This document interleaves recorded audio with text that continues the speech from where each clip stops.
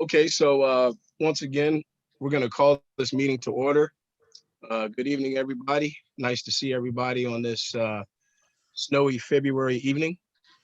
Tonight, we've got a couple of guests. We've got Miss Cynthia Hudson from the law firm of Sands and Anderson, and the new city manager should be joining us. I don't know if he's busy or maybe having some troubles, but he should pop up at some point during the meeting. Ms. Hudson, we just have a few meeting, internal things we have to go through, and then we'll be right with you. So the first item of business is the approval of the agenda. Does anybody have any recommended changes? I do, Chairman Watson. I'd like to see item 12, public comment, bumped up to behind item 3, adoption of minutes, before we get into our business of the evening, to hear from any of the public now while we're still fresh, instead of 2 hours later when we're dragging and waiting to have our after dinner snack. I haven't had dinner. Talking about Oh, after man. dinner. Okay. Yeah. How about we move that up to after we talk to at least Ms. Hudson, because she's our guest, and I know she's got things to get back to. So if we can move that up to item number, what would that be, 5? And we could still have the public comment pretty early in the overall meeting, but then that will allow her to go on about her day or evening. I'll be glad to stay with you and observe for as long as you will have me. No worries. Okay. We'd like to have you every meeting, okay? I'm just saying it right now. We have a limited budget, though. That's the only that's the only reality. Well, if the city needs to do a GoFundMe, the city can do a GoFundMe. This will be gratis as part of my learning experience. Right. Well, I won't stay long. And the other thing I have, and I will, just put this out here. Our election of officers was happened last month, and unfortunately, some things didn't happen.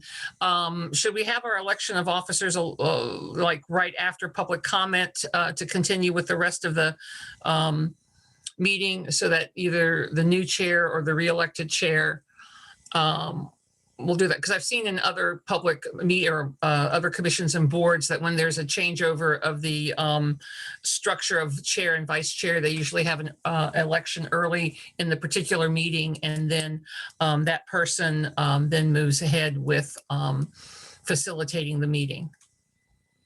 What I would say to that is we were going to do, like, again, a couple of introductions to Chip and Hudson, and then have a little bit of a discussion, and then elect there really isn't a whole lot of business that happens, prior to electing new officers.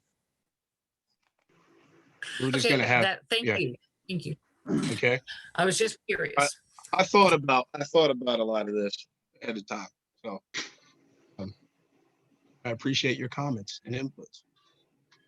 All right. So the only change I would have is, yeah. Go ahead. What are you saying? No, just. Muted.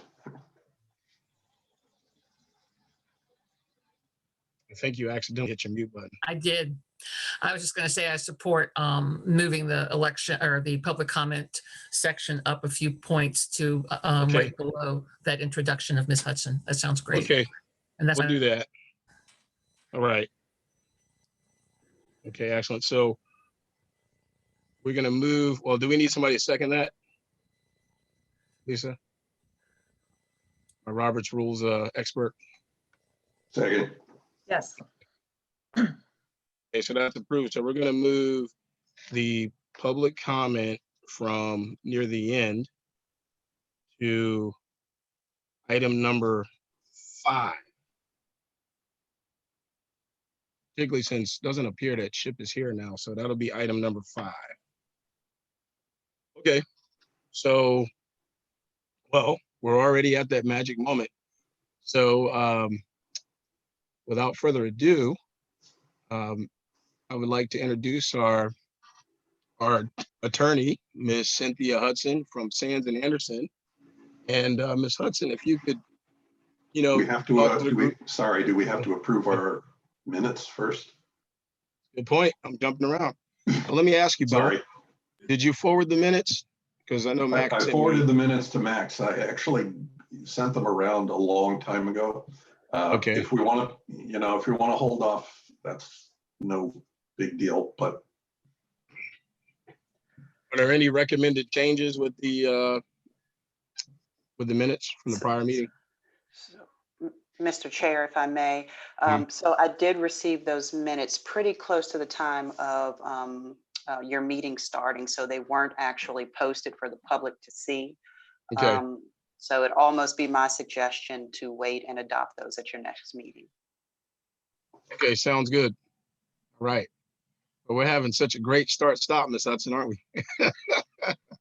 Tripping over our feet here a little bit. All right. Well, again, without further ado, I'd like to introduce Cynthia Hudson. And Ms. Hudson, if you can, give us some, a little bit of background information and maybe tell us about your excitement and desire, from what I've learned, to support the Charlottesville Police Civilian Review Board. Well, that excitement and desire is absolutely genuine. And first, let me thank you all for the opportunity to provide this legal services support to the board. I have been immersed in the last several hours in getting up to speed with some of your governing documents and some of the work that Lisa and James have described, as well as Bellamy have described as being on your agenda, first and foremost. But a bit about myself. As was mentioned, I'm presently in private practice at Sands Anderson. My office is in Richmond. I also work out of Williamsburg. We have a number of offices across the state, but I've only been back in private practice for less than a year. I left the Attorney General's office in March of 2020 after having been for the prior 6 years the Chief Deputy Attorney General for Attorney General Mark Herring. Started in that capacity with him in his very first term and from the day of his inauguration until last March. And certainly one of the most professionally rewarding and challenging jobs I've ever had the opportunity to do a lot of important work. Not that most legal work isn't important, but from a policy perspective, that one was particularly rewarding for me. It's just that after a time, you look up and you're the last one left of the political appointees, and and political terms end, and it was time to turn to the next chapter in my life, and that's what I did. But I have been a public sector lawyer, though, for many years. Prior to coming to the Attorney General's office, I was the city attorney for the city of Hampton for 8 years. And prior to that, a deputy city attorney for Hampton.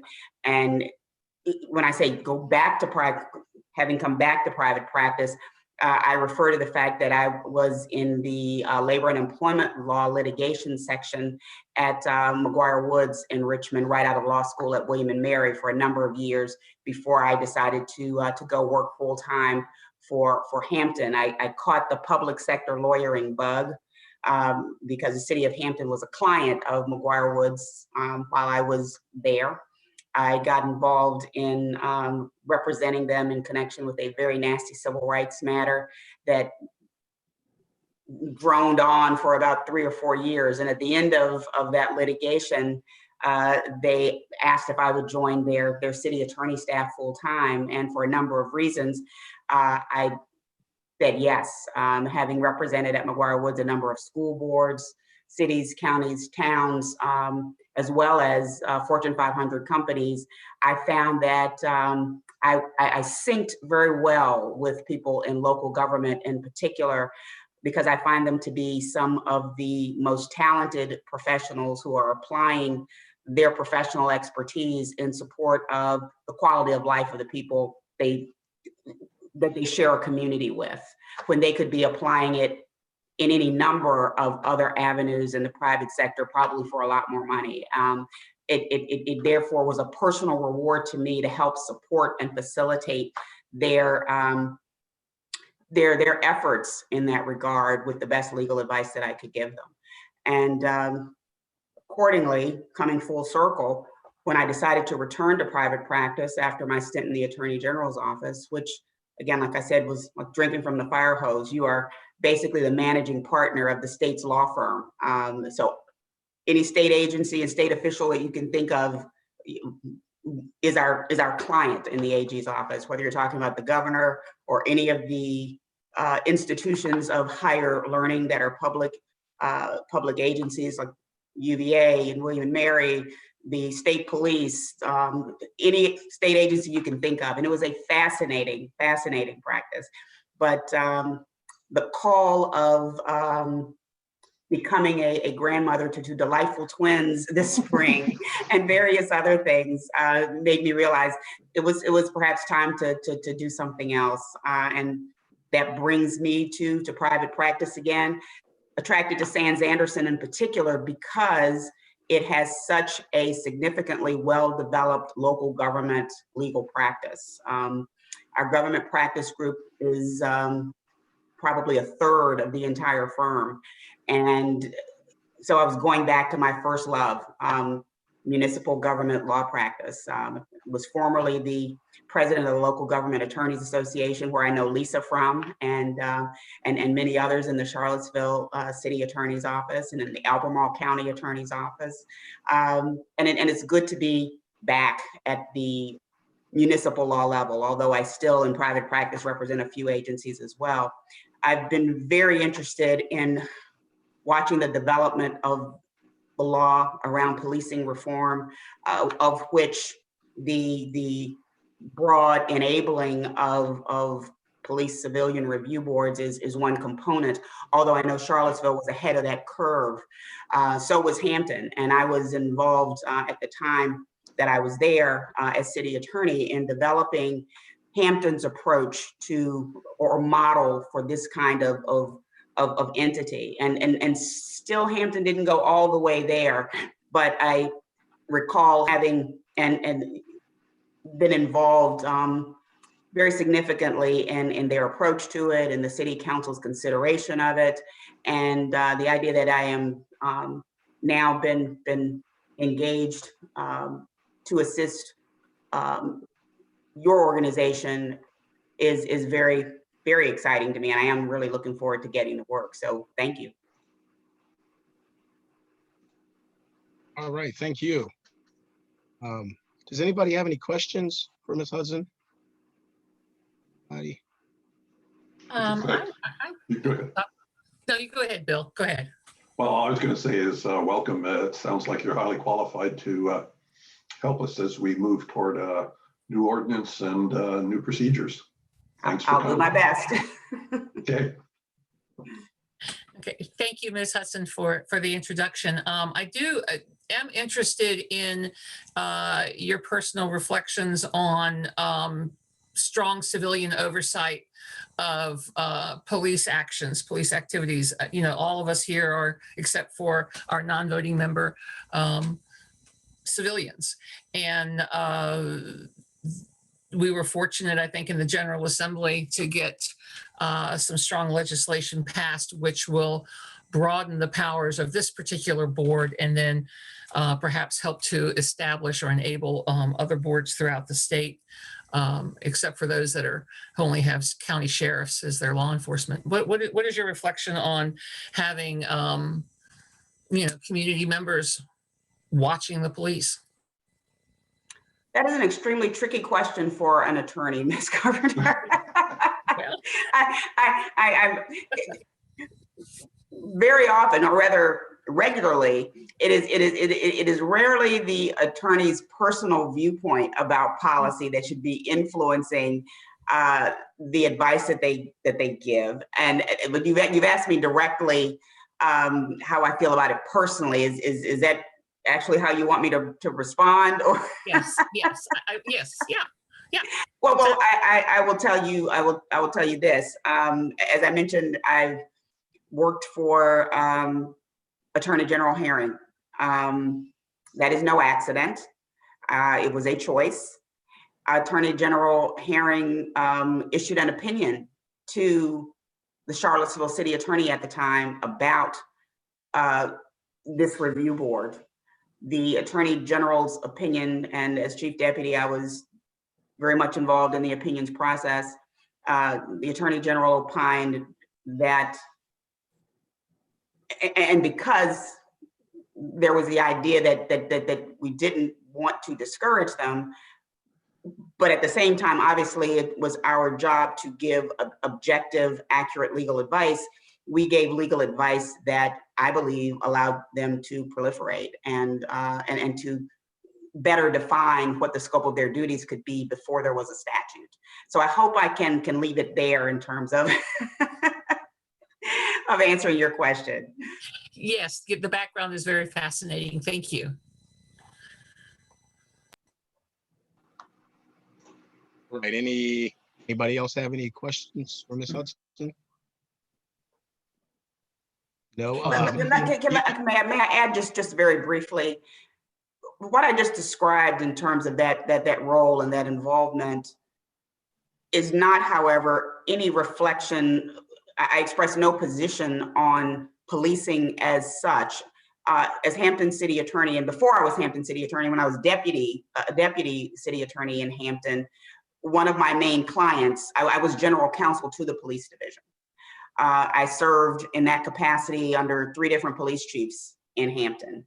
I got to came to an appreciation and understanding of policing work and what it involves from both sides, both the management and community side, as well as the actual viewpoint of police officers. I was very instrumental in advising the police department with respect to internal affairs matters and the way in which they were conducted, as well as the investigations process and the conclusions that came from them.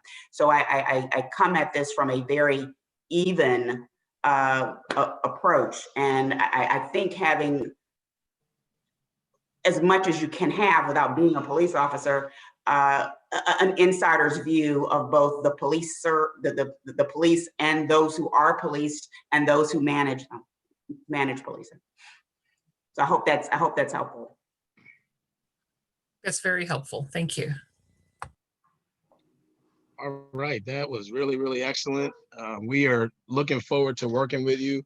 We've been without that sort of independent legal representation for probably close to 9 months. And, you know, your services are an essential component to our success. And glad that we've, finally sort of sealed the deal on this, on stage 1. This is definitely a major milestone for us. Well, again, looking forward to working with you, and we'll certainly try to serve you well and apply the experience that I've just described to advance your work and your interest and to facilitate it, and take it from there. Thank you all. Welcome aboard. Okay. And I probably will go ahead and mute myself and turn off my video so you can conduct your business. And the meter is not running. Okay, yeah. Okay. All right. Thank and you know what, I didn't really do a true introduction. You know me and Bellamy, Ms. Oh, I didn't meet Robertson. everybody else. That's true. Maybe everybody can just wave, and maybe I'll start with Billy, just the next person in my Zoom window, and you can just say hi. And Hi. how long you been in Charlottesville, Bill? 3 years? Oh, a little over 3 years. I am for the next half hour. I'm the vice chair, and so the sum total of my duties are to write the minutes. I'm sure they will And expand. preside when James doesn't show up, which is never. So. I see. Nice to meet you, what can I Bill. say? And he's got the Sean Connery voice too.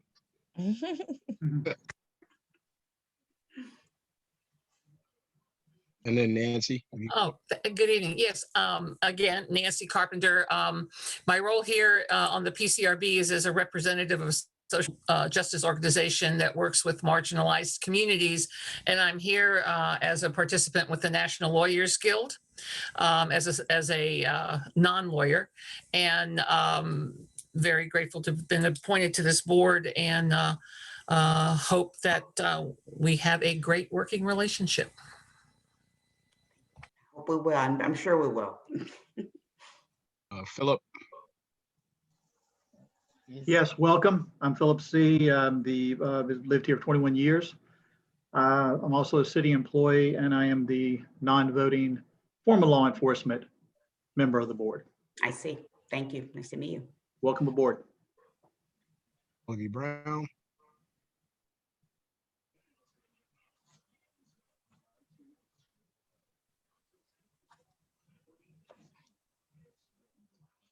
You guys hear me? You want me to go? Yes, ma'am. Oh, okay. That'll go. Hi, I'm Dorinda Johnson. Just call me Rennie. That's what everybody Rennie? do. And I'm a lifetime community member here. I've been here all my life. Mhm.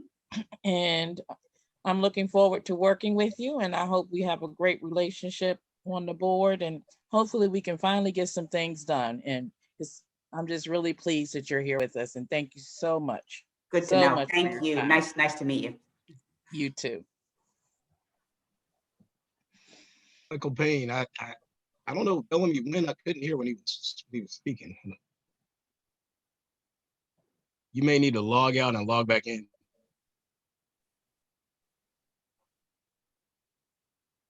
Maybe in the interim, Michael Payne can introduce himself. Sure. I'm Michael Payne, City Council member. As others said, on the City Council, working with you, and look forward to, on the part of City Council, finally getting things together on our end so we can finally have a CRB that's firing on all cylinders and able to have all the support and authority that it needs to be successful. Thank you. Very nice to meet you as well. Can you hear me now, James? Yes, sir. All right. So am I reintroducing or? We have met. That's true. I did forget about that I started out saying you guys, man. Well, you can still, All right, Bellamy's I family guess- goes way back, so there you This go. is for the record, Bellamy. Sure. So, I mean, I guess the part that I didn't cover in our meeting is that I am originally from Charlottesville. I lived in, so I grew up here until I was about 14, lived in the DC area until about 2018, and then came back, specifically to serve our local community. And as I, mentioned in our meeting, well, maybe I didn't, but my impetus for getting in this space was having my own, interaction with the police that wasn't kosher in Fairfax County. And so just, through that interaction, it really, gave me the desire to make sure that, when civilians have challenges in policing, that they have a mechanism to have those challenges addressed, fairly, across the board. It's, we're not looking at, people who have, who just have income, who are more than likely the ones who are able to afford, adequate legal counsel. But we're talking about a lot of the people in poverty here locally who can't necessarily afford counsel, and they need some type of mechanism to address those challenges. So, and I come from it from a balanced perspective as well. Even, with my incident, I learned, a lot from that. So, that's kind of what steered me here. Okay. Nice to have that additional context, Bellamy. Thank you. All right. Well, thank you. And we of course will continually be in touch. Yes. And too bad you have a partner too as well, Cullen. Yes, Cullen Seltzer, who could not be with us tonight, but certainly asked me to give you his regards and let you know that he's looking just as much as I am forward to helping in this way. So have a good meeting. All right. Thank you very much. Have a good See you night. soon. I'll be in touch. Bye-bye. So in that little window of time, we got another guest that popped up, and that is I don't know if Mr. Wells has started yet officially, but you're going to be the city manager if you haven't started. So That's it. I apologize for coming in late. The reason I am late is I still have another job through tomorrow. So a meeting ran late with the Planning District Commission, but I will be on board with the city on Monday. okay, great. So if you can give us a little bit of background, I think some folks, know a little bit about you here and there. But and you may know a little bit about us, but not a lot. And maybe if we could just maybe bridge that gap, if you can kind of talk about some of your background and interest in the CRB and how it can improve the quality of life for people in the city. Sure.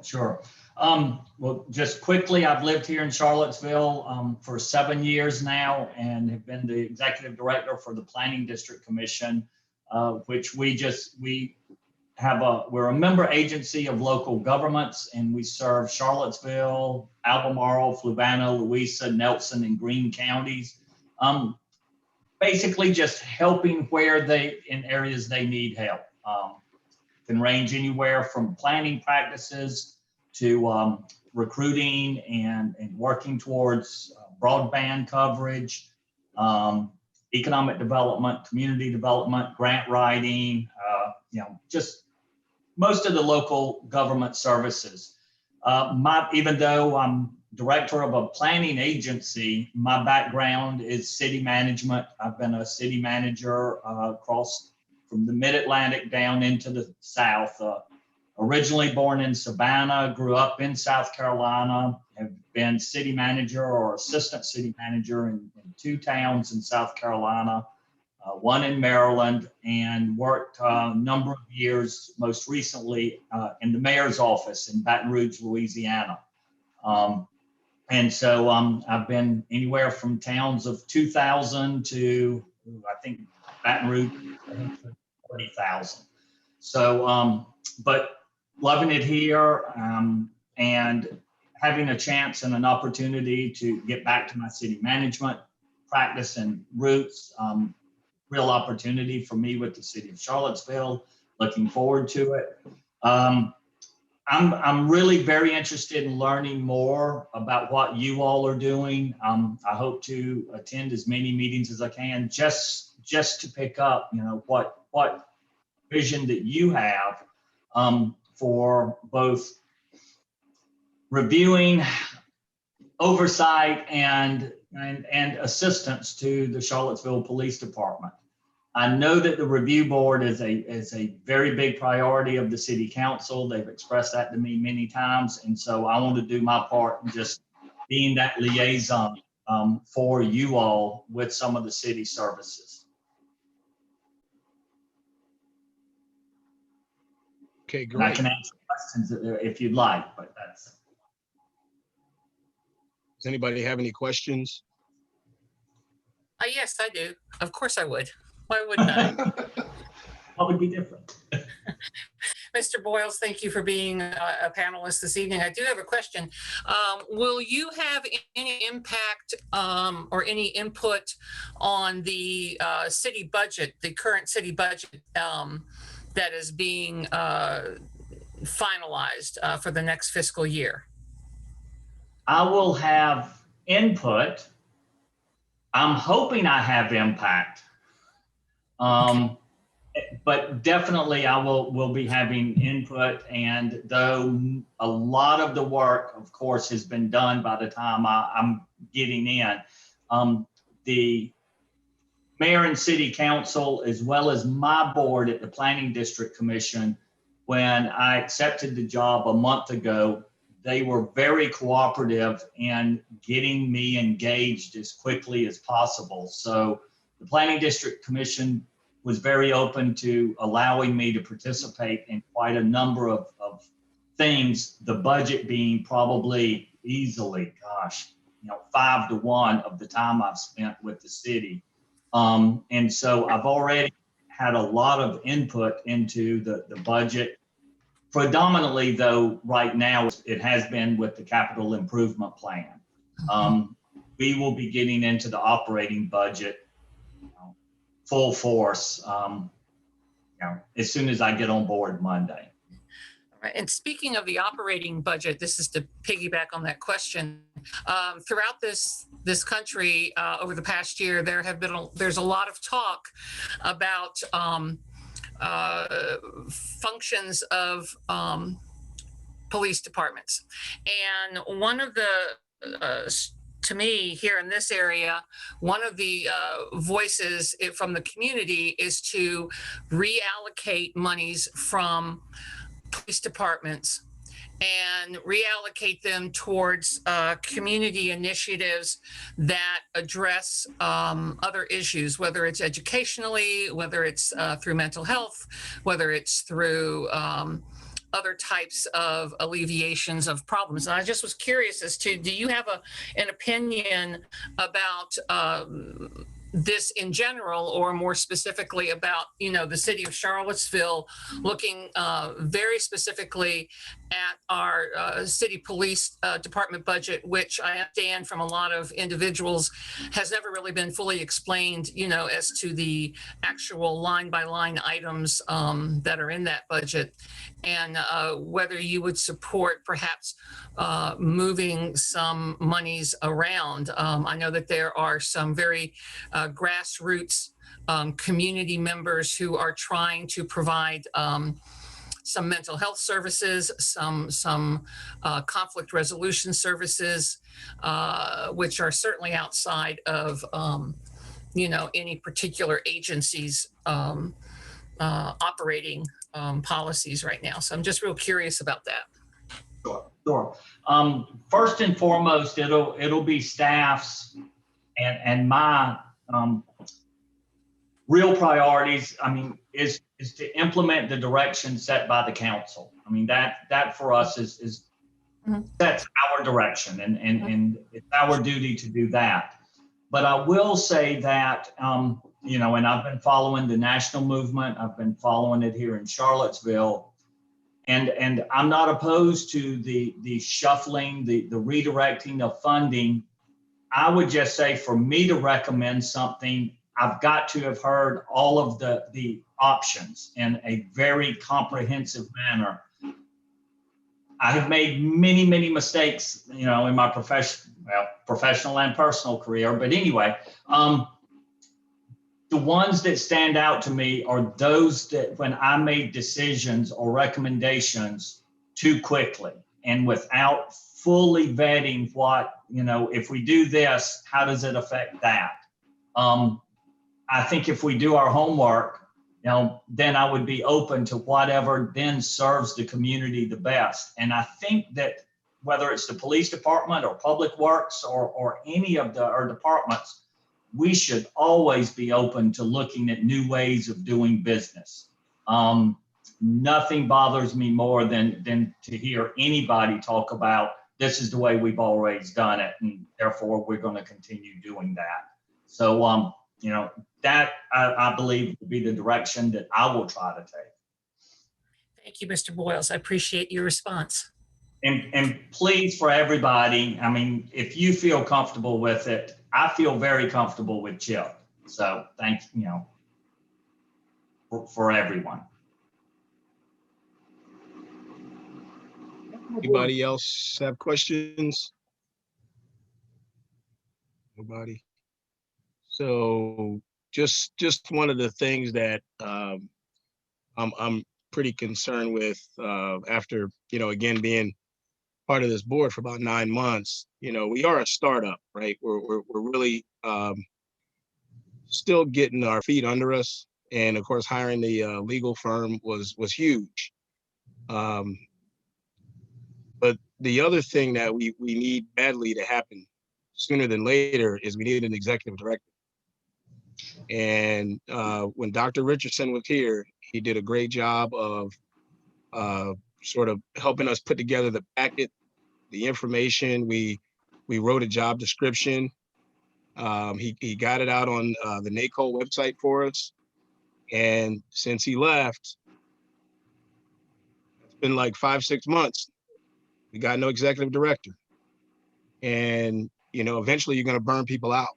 And, we're all volunteers. I'm thankful everybody's pretty much stayed. We've only really had one person leave, but we need somebody who wakes up on Monday morning, goes down to City Hall, and that's what they do. Excuse me. And there's money sitting in there's money already allocated for it. So I'm not saying it's your fault or anything like that, but this is something we need to be taken seriously, because we have quite a few things we're trying to do right now, as you probably know. And, we're looking at July because that's when the new law goes into effect. But, we're not going to be able to serve the public at the level that they deserve. And it's going to make us look bad if we don't have all the tools that we need. It would be like, when the Tesla first came out, if you went to a shop to get it fixed, well, an older shop that's been around, doesn't have all the new tools, won't be able to fix it, right? They wouldn't have all the bells and whistles. You'd have to take it to Tesla. So we don't have everything. We got the people and we got the heart, but we need to be funded. We need to get somebody. This is for you too, Michael. We need to get somebody in front of City Council. I've talked to Bill a little bit about putting together a budget, because my worry is, one, if we don't get somebody in that seat at executive director before the fiscal year ends, then when they're looking at the coronavirus and the lack of money that's available, it's very easy to just erase something. There's no person in that seat, right? So that's a weakness. The other weakness, when we get a person in that seat, they're going to need some help. They're going to need, you're going to have a person in executive director role that is going to have to sort of work with us. They're going to have to work with the public. They're going to have to work with the police chief. They're going to probably have to work with the city attorneys to some degree, and even our attorneys. So it's going to be a tough position, right? But what we don't want to see in the city overall, I don't anymore, if we can stop it, right? And I'm part of the solution. Not being part of the problem, but I don't want to see turnover. I've seen a lot of good people leave, right? A lot of good people. And luckily, again, this board has been pretty stagnant. We're all different. I love it. We're all different ages, different races. We don't always agree, but we're making it work. But we need the tools to get the job done. And right now, anytime I see an incident in Charlottesville, I worry. It keeps me up because I don't have everything I need to help people. So that's my that's where I'm at. And I've heard so many good things about you from other folks. And I know you've gone into situations that have been dumpster fires, like the city of Charlottesville has been a dumpster fire. Let's face it. And you've from my understanding, you listen to folks, and if you don't agree with them, you make things work. And that's what we need, And because, like I said, a lot of good people have left. And like when we look at this vacant position, the HR director left, Dr. Richardson gone. I mean, it's like, it's so many times you say, well, damn, why am I even here? But I don't want to give up. So I just want a commitment, a long time ago say, hey, don't just create a board, just create a board, right? Don't just create a board to create a board. Again, I'm not saying this is your creation, Chip, but these are the frustrations. I'm a nice guy, I smile, I'm laid back, but I have a lot of frustration. I really do. And but Well, if the future's bright. Future's bright. Go ahead.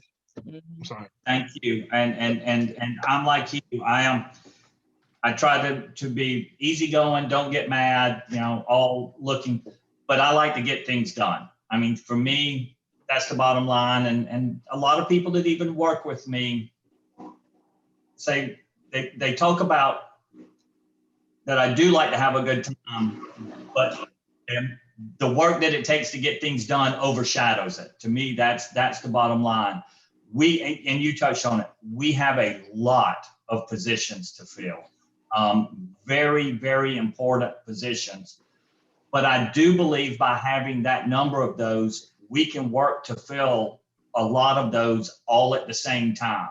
I mean, you know, it doesn't take a whole lot more work to put out 6 advertisements and recruitments than it does to do 1 at a time.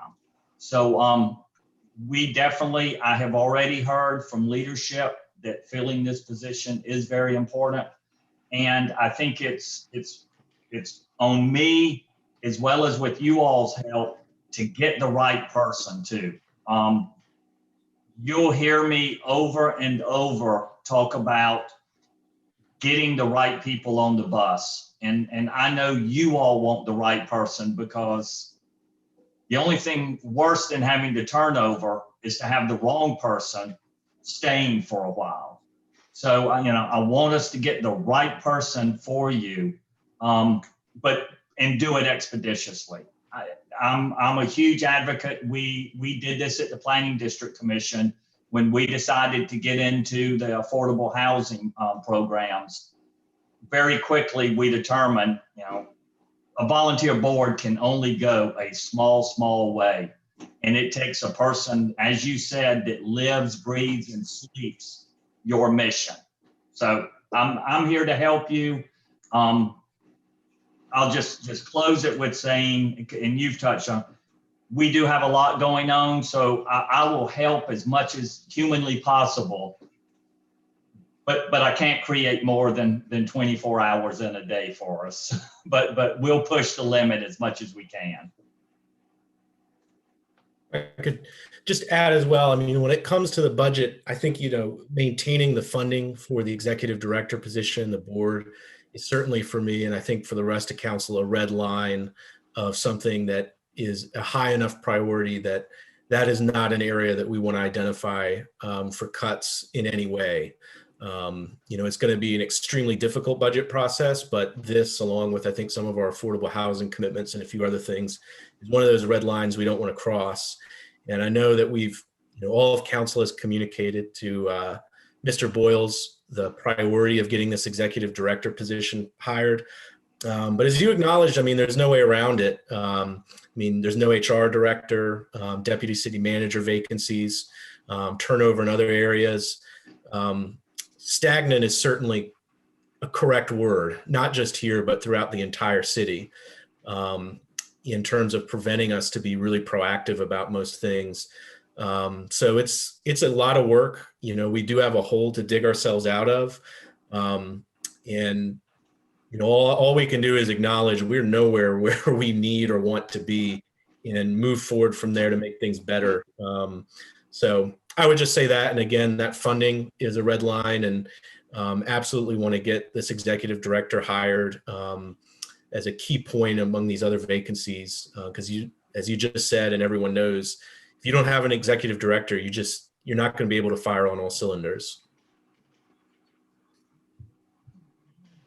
Yeah, exactly. And we'll come to you with a proposed budget, because again, you know, once we even get that person working, you know, as I said, they're going to need some help, even if it's part-time help.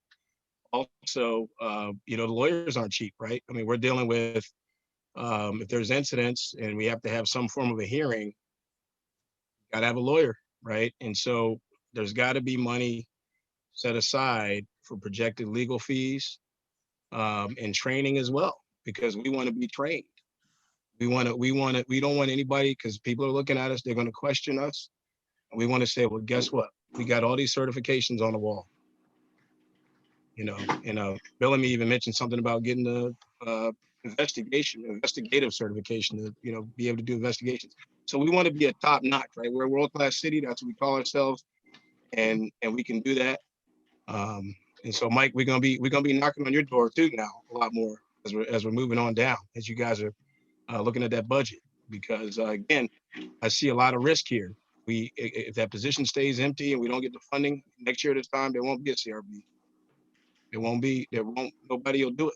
because it's too much work, too much pain without, that's your last name, but too much pain without, you know, all the tools you need. So, all right, well, enough of me preaching. I just wanted to Yeah. say for Chip, go Who's. So Gosh. Hey, I'm with you. I'm good. Until football season. Okay. Chip, who's your team? LSU. Oh, okay.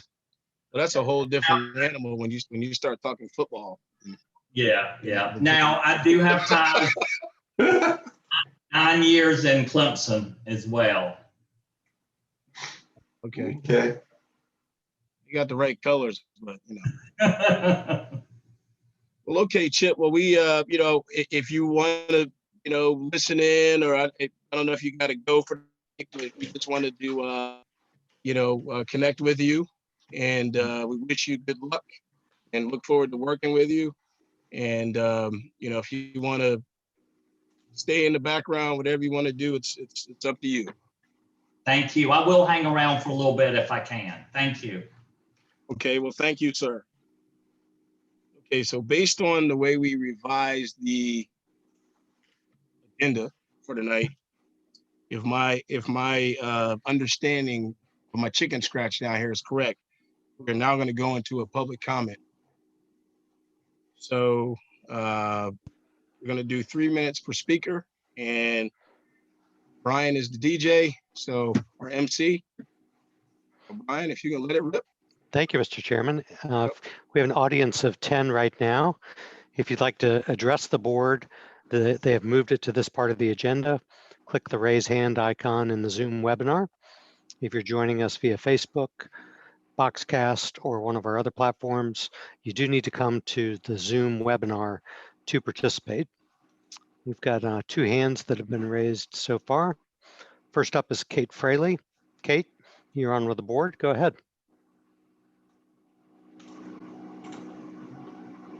You'll have to unmute, and you've got 3 minutes.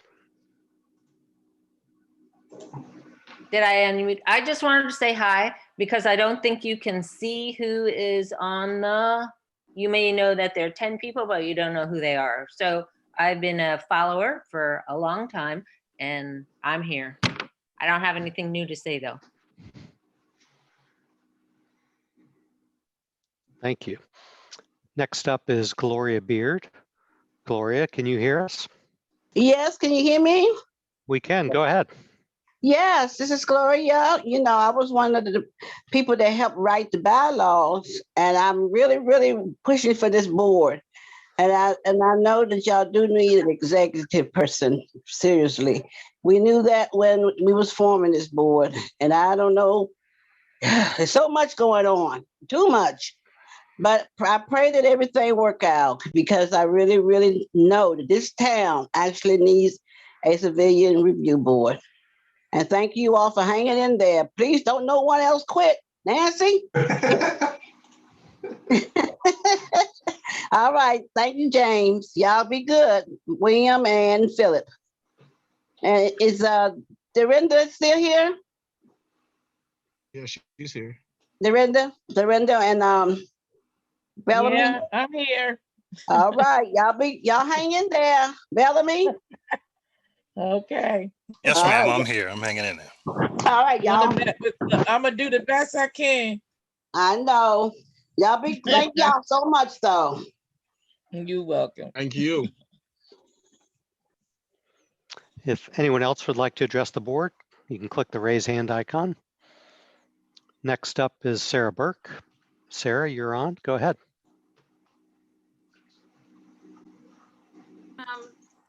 Sarah Burke. I think everybody probably except for Chip knows this, but I was on the former CRB, and I just wanted to bring up just a couple of points. One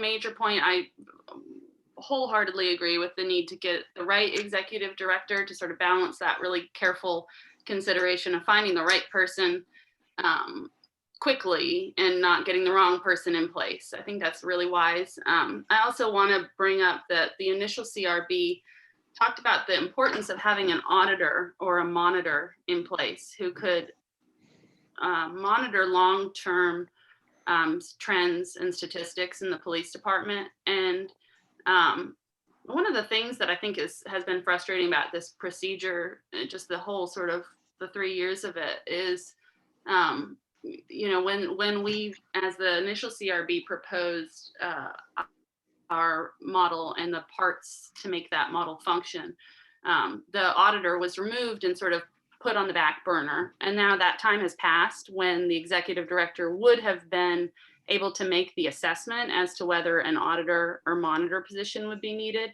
And I know that this CRB is a proponent for having an auditor monitor, but when you don't do something right the first time, like, things get lost. And so then what you're working on is sort of your blueprint for round 2 or round 3 or round 4 is off of this sort of modified, watered down version. So I just want to remind everybody that that was a huge priority that we heard from the community. And then I also wanted to ask the CRB what the plans are for getting the communities that are most impacted by policing engaged with the new ordinance that's likely to be proposed. And I've been working with Bellamy and Bill and others on sort of some of the institutional knowledge that I have and passing some of that along for what the new ordinance could look like under this state statute that was passed in the summer. But thinking about, we really want to build something that's based on the needs of the community and not just sort of what people think sounds cool and interesting and novel. And so I'm curious to know what this board intends to do to make sure that whatever is presented, because some of it gets really expensive and it can get hairy and dicey in that ways. Like what kinds of research and community engagement are you doing to be sure that the voices of the people are going to be heard in what model they and we as a community want to see? So I really appreciate everything, all the work you guys have put into it. It's been endless amounts of work, and I see it and I appreciate it from where I'm sitting. So thanks. Thank you. And Mr. Chairman, I don't see any other hands raised. Okay, I appreciate that. I'm always expecting tomatoes to come our way. Okay. So on the revised agenda, I have this little window right here as just put board discussion. We really haven't all, you throw the coronavirus in there, I'm sure that we see each other a little bit less than we probably would have. We've actually, most of us have never seen each other in person, which has been interesting, right? Because we've been together for the greater part of a year. Sarah made some really good points as always. We need to begin to connect better with the community and different parts of the community, and figure out how to do that in the pandemic. And I don't know if our social team community group, Nancy, if you have any ideas or anything you guys have been working on the last few months, but if not, we need to look at some creative ways to reach out to folks during the pandemic. Yeah. I mean, other than just talking about the basic tenets of what this board can do, we really haven't had a whole lot of information to share out. I mean, we're working on updating our hearing procedures. That could probably be something the community could weigh in on. We certainly got a small group tasked with updating the bylaws, which will then change our ordinance, and would be helpful to have something concrete to be able to share with folks in the community, to be able to say, oh, we don't, we like this, we don't like that, why is this, why is that? And I think we're getting to that point where we're getting ready to draft some things, maybe next meeting. I don't know, potentially. And also, now that we know that the council has a firm line in the sand about, the executive director position, I think that also helps to be able to, talk more realistically about that. And it sounds like it could, potentially happen, like you said, James, before the end of the fiscal year, how important that is.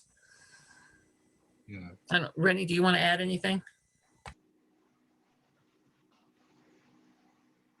Well, you might be on mute.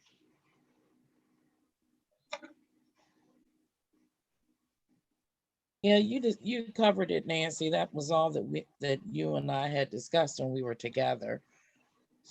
So hopefully now with them making a real effort of getting the executive director and getting some other things in place, we can actually start moving now and getting some things done and setting up some different things. So we'll see how it goes now. Little idea that kind of Bellamy and I were talking one time not too long ago, about maybe possibility of doing a Facebook Live conversation. He didn't necessarily agree or disagree on it, but it was just an idea of maybe doing a 30-minute. This would probably be me and Bellamy, or y'all could do it. We don't have to figure it out now, but where we give people, give the public sort of an understanding of who we are, what our capabilities are, and where we like to go, and then get some input from people. One of my favorite people, and related, but Dr. Bell does a really cool. I'm sorry, Cameron Webb and Dr. Bell do a show on Facebook every Monday where they educate people about the coronavirus.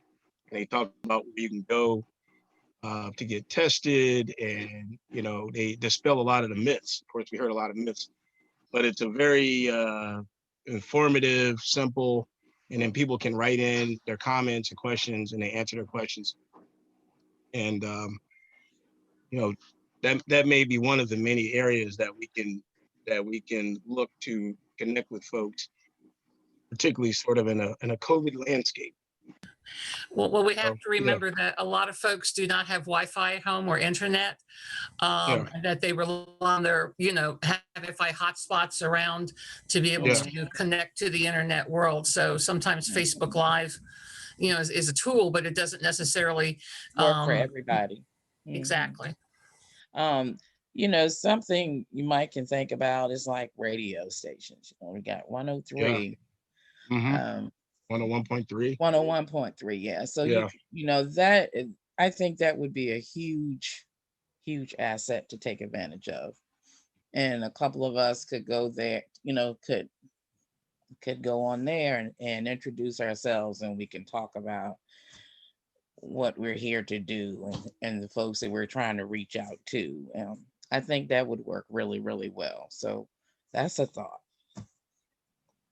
Anybody else got some ideas? I know, Philip, you're the city guy, or I think Parks and Rec. So Yes, well, when we get down to the what used to be item 10, and talk about the ordinance and the ordinance task force. We could talk about this some more, but at this point, we're kind of sort of the technical part of it is grinding down a little bit, and now it's the time to start getting feedback from people who are going to be affected, and I'm certainly interested in hearing ways to do that. I've only got a few suggestions myself, and like I say, later on we can talk about those.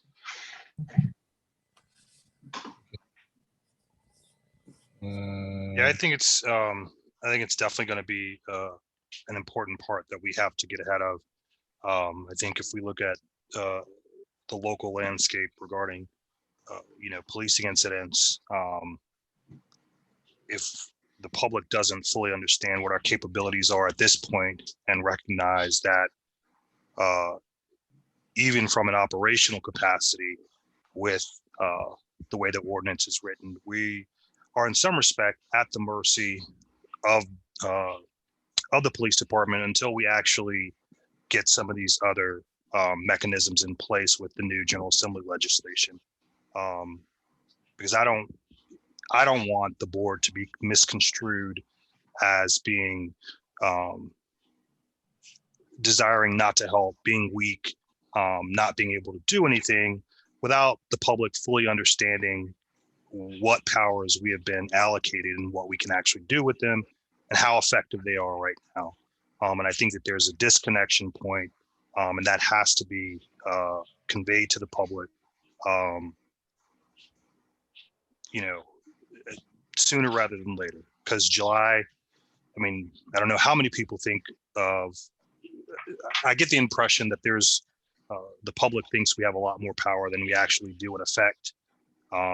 And I don't want that to work against us. And July is, some time off, and it, quite frankly, doesn't necessarily mean that we'll, hit that July timeframe when the enabling legislation can take effect based on, some of the things that have been happening behind the scenes. So I think sooner rather than later, we communicate effectively to the public, what we can and what we cannot do. Yeah, that's a great point. That's one of my my biggest concerns right now is if I wasn't a part of this board, right? And I was, living my life in Charlottesville and I saw an incident happen. First thought is, okay, there's a civilian review board, right? They're going to come and save the day. And I would say, well, if I don't hear that they're able to help somebody, what are they doing? The dog's got you.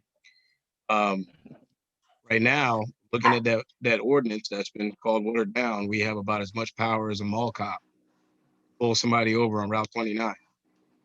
And, that's problematic, right? And that's what we're working to do right now is take hold of the powers that aren't authorized until after July. But in our current state, as you said, if a complaint is filed, because we don't really have investigative authority or even an investigator, we have to wait for that whole process. And I think people, it's not even instant gratification. They want to know right now what's going on. I saw this on the news, what's going on. And at the moment, we don't have that, but we're heading in that direction. If, of course, city council approves what we put before them, in a couple of months. So, yeah, definitely getting that message out there that we're here to help, but we're limited at the moment and what we can do. However, in time, we should have the necessary powers to, recommend this, well, not even recommend, but actually, enforce discipline if it's needed, or continuing education, or any of those types of things when we see something wrong, or get evidence, right, and get video, body cam evidence, and all that, all the things that we really don't have a lot of power or any power to do at the moment. I think a lot of folks don't realize that, so see that as a weakness. And one other thing, if I may say. Yes, ma'am. So many people don't know what the PCRB is for, what it is. Why do we have it? What is it for? I have lots of people asking me, so what is it exactly? So, educating people, when we have to get it out there to them, and, they not only need to know what we do, but why we do it and what we are for. You know what I'm saying? Because so many people don't know. They really and truly, they have no clue, no idea of what the PCRB is. No clue. And so many of those people that don't know are a lot of the folks that need to know. You know what I'm saying? So that's something as well. Can I answer that? Can you hear me? Yeah. You can hear me. Yes, sir. We can hear you. Okay. Because it seems like I start statements and I don't know, maybe the mic's picking up, maybe it's the computer here. To piggyback on what she said, yes, I mean, we're an advocate for both the community and the police. And I mean, my role of being here is to help people understand the processes of the legal system in both a criminal and civil matter, and how the public can use when they feel like they've been abused or there's been a breach of the law or a compromise of the law. And, you know, it's the same thing with the police. Everyone, we all have rights, but getting folks to understand and learn the process, if they'd have been paying attention in government class, maybe that would help, but as me being a former government teacher. But that's my reason for being here, and to help not only the community, but all of you guys understand the investigative process and how evidence is presented and what even constitutes a stop, and why what an officer has to have before a stop is initiated, and getting folks to understand what they can or don't have to say to the police or so forth. So I'm hoping that as we get more involved in this, and you guys will pick my brain as to how we can, you know, get through this together. There are times when the police act inappropriately, and whether it's a training issue or somebody made a mistake or the person is a bad cop, you know, they're the folks that we have to, the system has to deal with. And we're an advocate for that for both the community.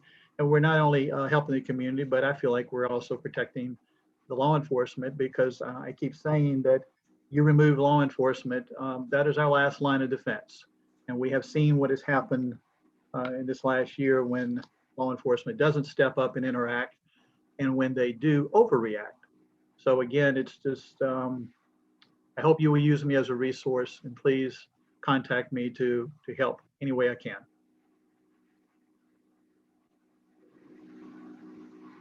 All right. Moving on. Next item of the agenda is election of officers. So the bylaws say that at the first meeting of the start of the calendar year, we re-elect officers. So we re-elect the chair and vice chair. We didn't really have a first meeting because we didn't have a quorum the first meeting. And then the next meeting was the training. So this is really our first official meeting of the FY 21 or 21, not FY 21. So I am not seeking to be chair for the next go round. However, you know, in about a year, if you know, there's a change again, you know, most likely I'd be interested in raising my hand, but not seeking vice chair either. So, but I do have somebody I'd like to nominate. Do I need to make a motion in order to make that? So I'm gonna. Mr. Chair, I don't think that that you would be able to. I believe that Mr. Mendez or myself would have to, well, Mr. Mendez or myself would have to do it. Okay. So what position are you, you know, doing nominations for, chair or vice chair? Well, I would start with chair, my current job, but can't do it. So because I'm in that position. So one of you all would have to nominate, make the motion and nominate somebody, right? Oh. I would like to nominate someone. Okay. I would like to nominate Nancy Carpenter for chair. Okay. Now she needs a second, right? I've been learning Robert's rules the entire time I've been here. I've done a little better. That's correct. Need a second.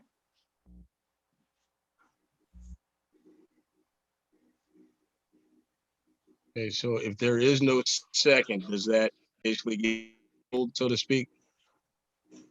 Not the best word in the world. That's also correct. Okay, do we have any seconds? Only got 1, 2. Oh.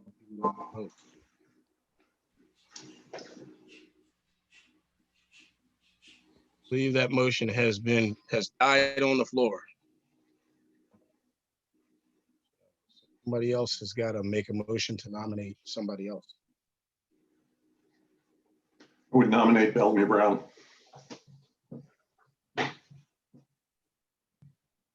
I'll second. We need. Okay, so that means we only need 2, right? No, we need majority. That's just to bring it to I'm the floor. confused, man. Yeah, that's just to bring it. Yeah. That's just to bring the question to the floor. Then we have to vote, Oh. and then that's where it comes into the majority. So at this point, there's been a second. So Okay. yeah.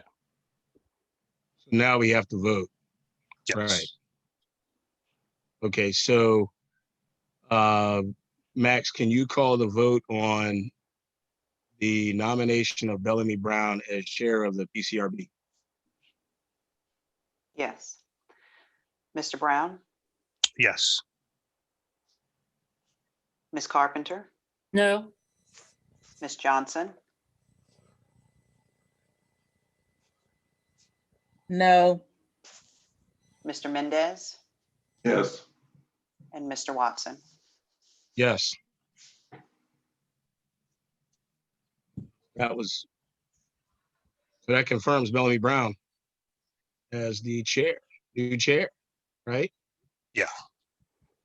Congratulations. See my shoulders drop. Oh, yeah, it's all yours. Congrats. So now we are going to nominate a vice chair, right? So I'd like to make a motion to nominate Mr. Mendez.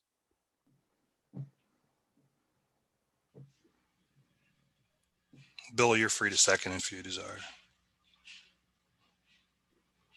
I'm free to volunteer. In the spirit of the limited responsibilities of the office.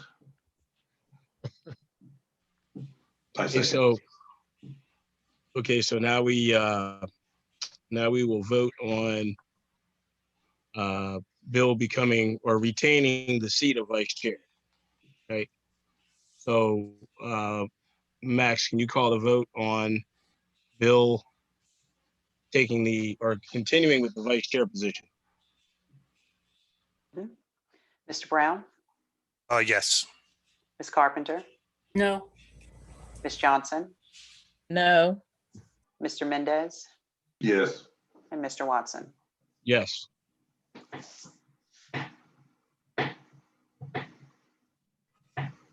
All right, so that confirms Bill Mendez as the vice chair once again. Congratulations. Right. That being the case, Mr. Brown, you got this meeting, my good man. All right, fair enough. So I guess next on the agenda is the status of the complaints. Currently, as of July 9, we've had a total of 13 complaints. 10 of them have been closed. 3 remain active at this point. Are there any questions regarding that? How long before you get a decision on the 3 complaints that are active, Mr. Brown? So those are staggered. Let's see. I can get those specific dates for each one to you separately, but those didn't all happen at the same time. But due to the fact that they're different, I can get that to you separately. Okay. And you are able to keep up. I mean, they do, provide you with the information so that we can keep a status on the timeline to make sure that they're not taking too much, that time doesn't slip by, I guess, in other words. Correct. Yeah, we've kept the tracking system in place that was started when Mr. Evans was here. We've been on top of that. We've had, one hiccup, but have addressed that properly. And, as a board, if we're able to move forward with some of the processes in place, we can, do a better job of keeping track of that as well. Yeah, Nancy, we can walk you through it sometime, but on the sheriff, if you go into your email account that you get from the city, there's a bunch of apps, and there's they call a SharePoint account where we upload all the documents. So it has a spreadsheet that tracks all the complaints. One of the, we do have a complaint. I'm gonna talk about this very carefully, right? But we have a complaint from Mr. Gilmore. I think everybody's seen that one on the news, and we're all keeping an eye on that. The way this process works, again, we get a complaint and it comes in, and then we have to give it to the Charlottesville PD Internal Affairs, and they do an investigation. They have 45 days. I think it's up to 75, but I believe it's 45 days to get back. But we are, I think everybody on this board, I don't see you guys every day, but I'm sure we are all tracking this case. I don't talk details because lawyers tell you I don't have any more details than what we've all seen on the news. But what I have seen is the man was essentially minding his business, and it appears that he ended up having to go to the hospital for a concussion. So that's the kind of situation that drove me to be part of this board. So I'm really wanting to find out, what about someone who does not get arrested, who's not committed a crime, has led a situation where he's had to go to the emergency room, and he apparently already had a cast on when he came in contact with the officer. So, so we're monitoring that situation. One of the things about our current ordinance, because we don't have the investigative authority to investigate something while it's happening, while the CPD is investigating, because we don't have maybe subpoena power to demand body cam evidence. These are the reasons why we're changing the ordinance right now, because what we have is weak, straight up weak, and we don't have that power today. We want that power. And that's so when you hear us, a lot of people, I would be confused watching these meetings, hearing about bylaws and ordinances. That's what we're trying to do, though. We're trying to get it so we can be, when cases come up where it looks like there's some type of physical harm to somebody, excessive use of force. I'm not saying that's what happened. It's just could be a possibility, right? But changing an ordinance that allowed us to explore it a little bit more proactively, because really we're in a situation where it could be like 3 months from now before we really can look at everything. And then even then, if something goes to a hearing, we just have this power to recommend, so anyway, just wanted to say that.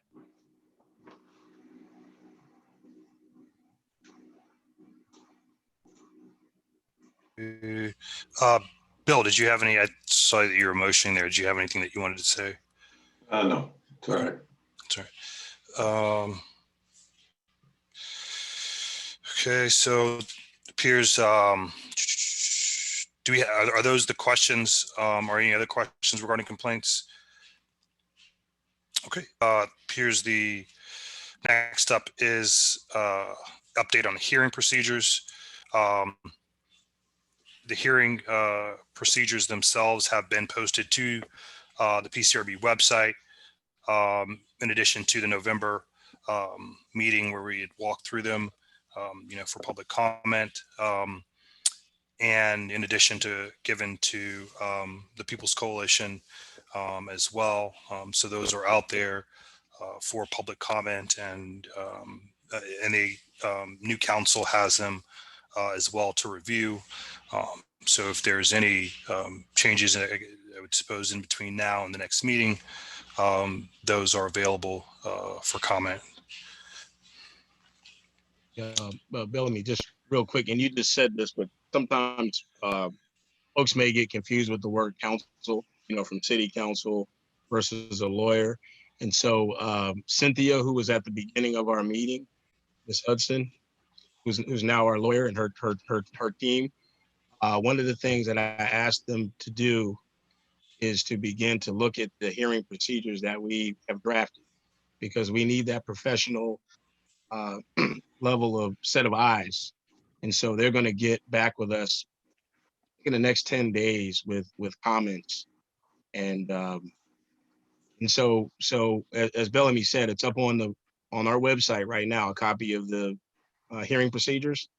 But at the same time, the law firm, now that we have a law firm working for us, they're looking at it too, because that was basically what we had kind of pulled together.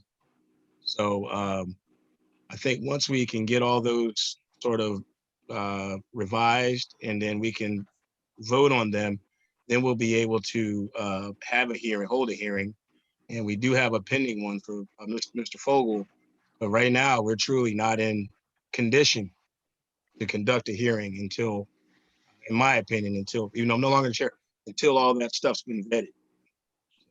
Just wanted to put that out there too. Mhm, mhm. So when you said by the next meeting, you would expect Chairman Brown to have Ms. Hudson to maybe have some opinion back to us about the hearing process, as well as maybe from the acting city attorney? So the acting city attorney has been involved in the process and has had her review of it initially prior to the board review itself. We are expecting some document review returned back, I guess, within a week from Ms. Hudson and her team there as well. Additionally, the public can comment as well. Up until that point, now it's the agenda for the next meeting obviously hadn't been set, but having it looked at by then was just put out there, obviously, because of the time frame from when Mr. Fogel filed the complaint to where we are now. I would imagine that he and his client would want to get the case heard sooner rather than later. Notice that on our website we have an email box, but we don't have a snail mail box identified. And if there is some portion of the community that would rather comment in that way, perhaps we could do that as well, because that we would want to use every possible means to get feedback from the public. Sure. Max, is there a way to create us a snail mail email address or snail mail address for the city? Yeah, I can work on that and then follow back up with you, or Okay, Mr. Brown. All right. Okay, and when could we, as a board, get the opinion from our legal representative or legal firm or whatever you want to call it about this hearing process? I'd like to see that before, or see their comments before our next meeting. Is that something possible? Sure. As soon as like I said, they're supposed to return within the week, and once that's returned, we'll distribute that amongst the entire board, similar to some of the other documents that we've distributed. And as far as community engagement, nothing stops any of us from, being out there doing, community engagement. So, if there's a timeline that we want to have, any one of us can connect with use whatever public resource there is out there, social platform, social media, radio, letters to the editor. I think they still do those. Yes. No, that's perfectly fine. I think the approach that we were looking at was allowing the community engagement team to do its thing without trying to step on any bounds or anything. So we'll definitely, take you up on that and try to get more of that out to the public. Yeah, and I would like, since we have any, I would like to have, more involvement through emails between all of us about what's going on, because I really do think that I appreciate the conversations going on amongst individuals, but I think that some of us do feel like tonight, we're getting some of this information that kind of should be shared amongst us, through our Charlottesville email addresses, as part of the PCRB, and it would be nice to kind of maybe start moving towards that. So hopefully someday we'll, meet in face, and, we'll have established that. Just.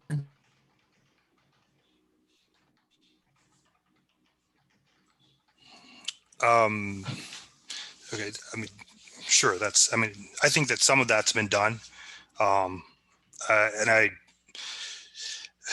Sure, that can be done. Thank you. Okay. Let's see. But yeah, I didn't, the training events item on the agenda. I didn't give you. So I should have sent this out. I've been back and forth talking to Nicole, trying to get on their schedule for future events. And I probably should have got this out to everybody and or the city as well. But they can host another training on February 25th. They are recorded. I think we just need 4 people to show up from the board.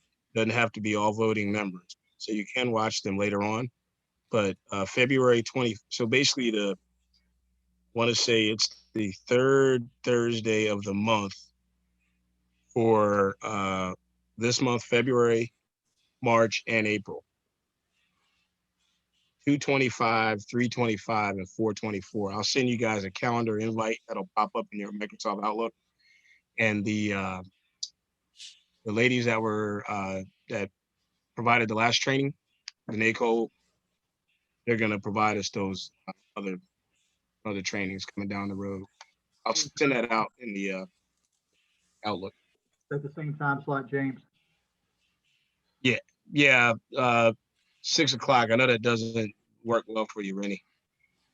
6 o'clock, but gotta work with what we have. But they record them too, so. And if as long as we have 4 people at the start, you can come in, check it out. So again, I'll send those out to you guys. But I probably need to also behind the scenes check with the city on availability. But apparently they can NACO can host it as well. So I'll connect with Mr. Wheeler and Max Robinson on that. Thank you. Looks like Mr. Mendez with the ordinance and bylaws work group report. So I skipped something. Okay, try and keep it brief, but to touch on the high points. Is it possible, Brian, to put up the document on the screen? Yes, indeed. Hold on.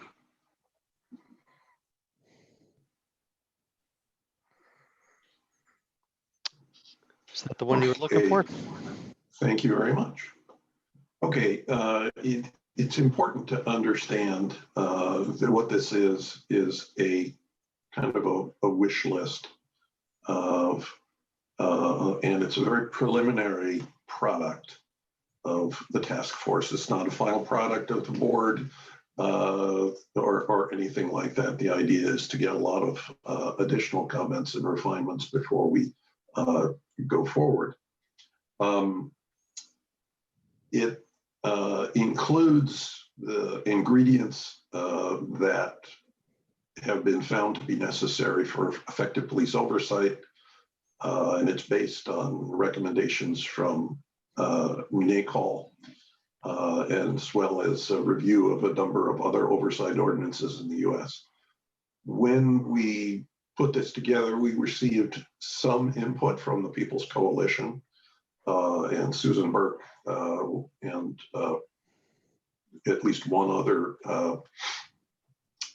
interim board member. But again, we definitely want to send this out for further review.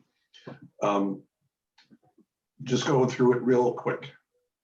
Item 1, that's already in our getting all the complaints automatically. That's already in our ordinance, and it's important to make it clear and maintain it clear. In point 2, where there's an underline, it expands the idea that we can do complaints with or without an appeal from the complainant, because if a complainant feels reluctant to move forward, but the board has reasons to think that the IA investigation was not up to snuff, we can still deal with it.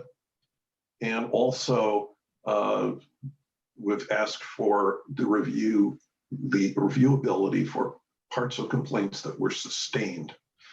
Now, that's important because these two issues, these 2 points together, establish the idea that the board can look at completed investigations after due consideration as to why we would want to do that. Number 3 is something entirely new, which is independent investigations, which is something that we don't have right now. And something that Sarah Burke has always advocated very vigorously.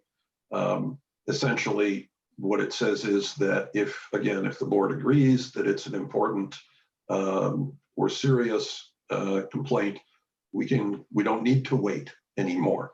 So if someone is, in fact, if there is an allegation of the misuse of force, we don't need to wait 45 days to begin asking for information and looking for evidence, essentially. It also allows us to be there to conduct parallel investigations of internally originated IA allegations. Again, it establishes the principle of openness and transparency.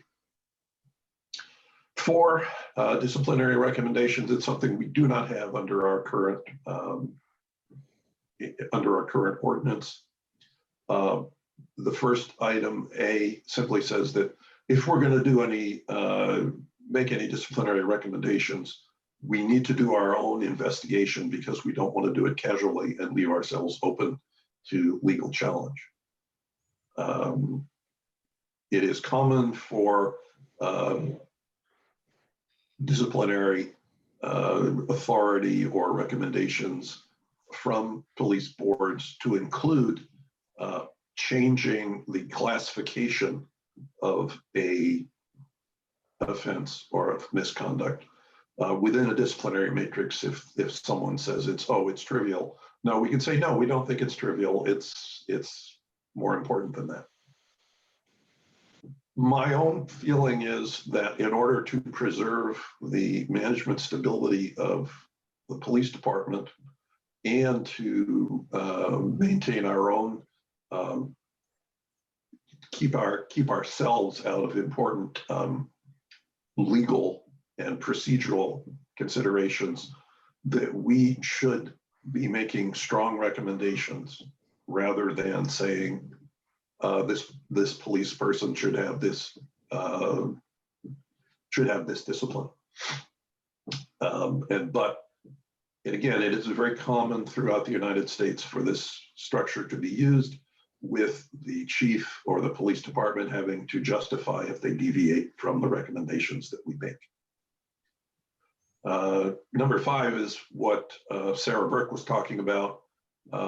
This will give the executive director something to do other than to go to meetings, which would be to conduct periodic reviews of patterns in internal affairs investigations, arrest and counter disciplinary patterns, and reviews of policies and procedures. This puts some teeth into our policy recommendation power. Community outreach. I haven't put much in there. People want to add more to that, please feel free to do it. Number 7 is reporting. There is an important question under Title C as to how much of the investigation summaries we want to make public. But right now, our investigation, when we do an investigation, when we do an appeal, we can't tell anybody what the result was. I mean, it indirectly becomes a public document, but right now we're required to give it to the police chief. Go to the next page, please, if you would. And we need to be able to hold hearings. And number 2 here, I think, is something that's very important. And that is that it would require city departments to provide information that is necessary for the board to fulfill its role. This makes a strong presumption, again, that police oversight functions should be transparent.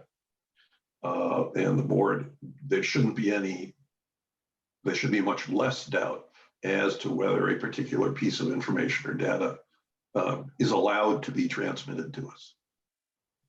Of course, we would like to put in subpoena power. And again, we need to define what a good faith effort is. But if point 2 works, then there would be much less scope for having to, that's much less call for us having to ask for a subpoena. That's hopeful. Point 4 is to expand the role of our independent counsel. Right now, the independent counsel, there are only 4 specific things the council can do. And again, it's very frequent in boards across the United States to have an independent counsel that should be available to support all the board functions.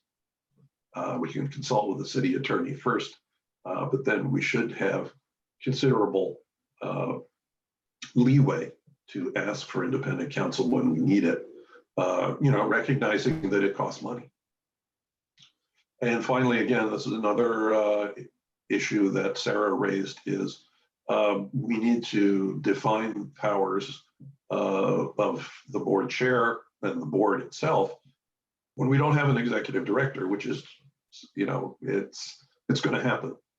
And at the rate that we're going, we might not even have one by July. I hope that's not true. In any event, this is sort of the laundry list. What I would propose is that we put this on our website and let all of Charlottesville know that it's there and available to be reviewed and commented upon. Get ourselves a mailbox, and perhaps in the next 2 weeks, see who responds, incorporate those, and then begin to engage in a formal way with city, with Councilman Payne and Attorney Roberts, to see if there are any showstoppers or what the next steps are to actually get the ordinance process moving. Any questions?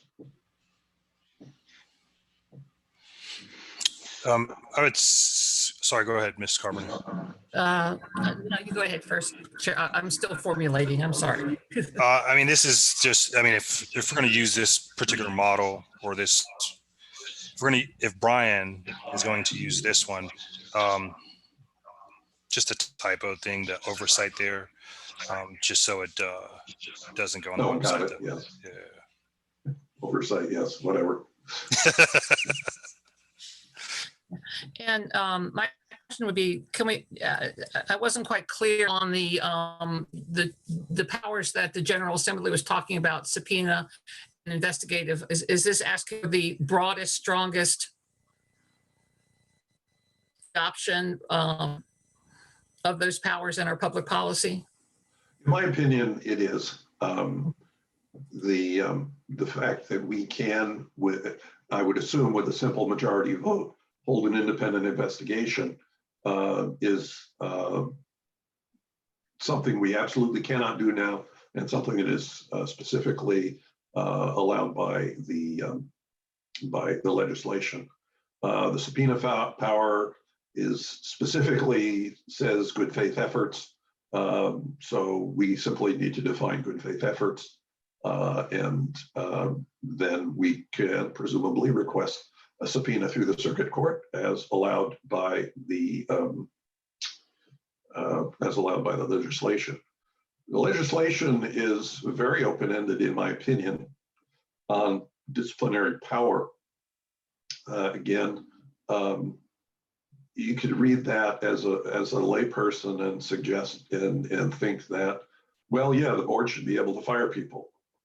And I think there are a lot of due process and procedural and legal and liability issues that would make that kind of a model very difficult to sell.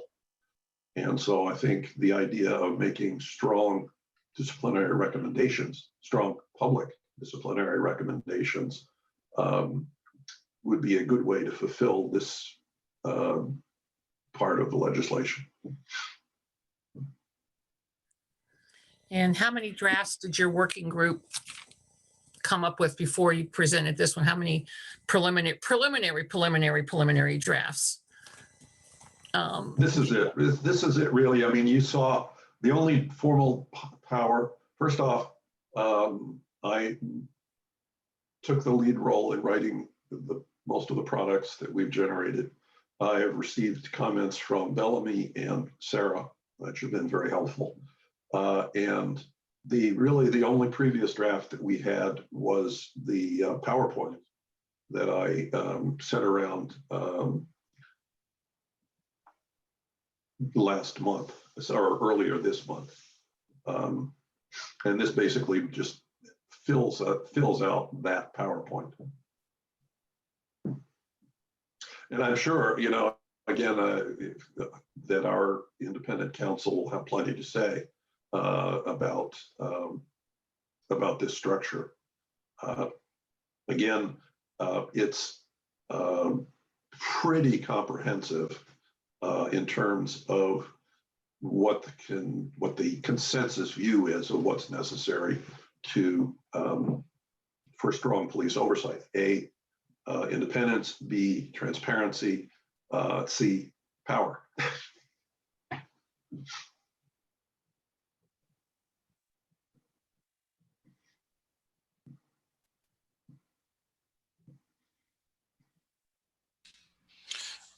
Are there any additional comments or questions?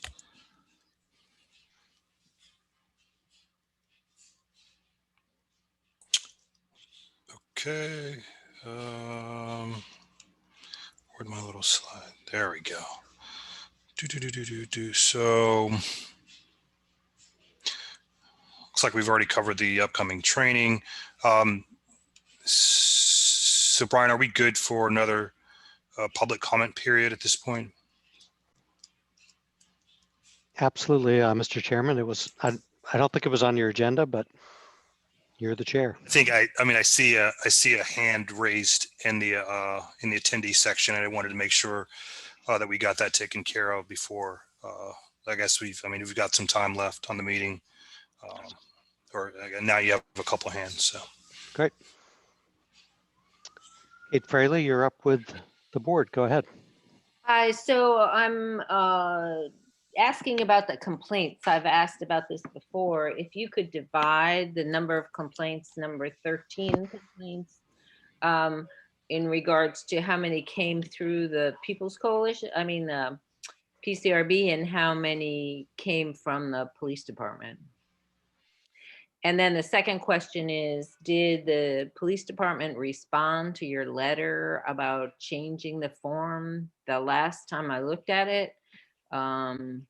You know, about the opt-in versus the opt-out on the complaint form. The last time I looked at it, it hadn't been fixed or changed. And neither had the policy.